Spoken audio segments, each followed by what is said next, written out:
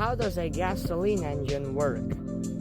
A gasoline engine works by converting fuel into motion through a process called internal combustion. So what's happening is four things that happen non-stop: intake, compression, combustion, and exhaust. The first thing that happens is the piston lowers, letting a mixture of fuel and air into the combustion chamber. This is called intake. Second, the piston moves up. This is called compression.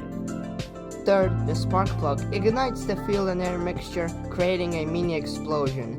This is called combustion. Fourth, the piston goes back up and the exhaust valve opens, releasing all the exhaust gases out. This is called exhaust. Intake, compression, combustion, exhaust.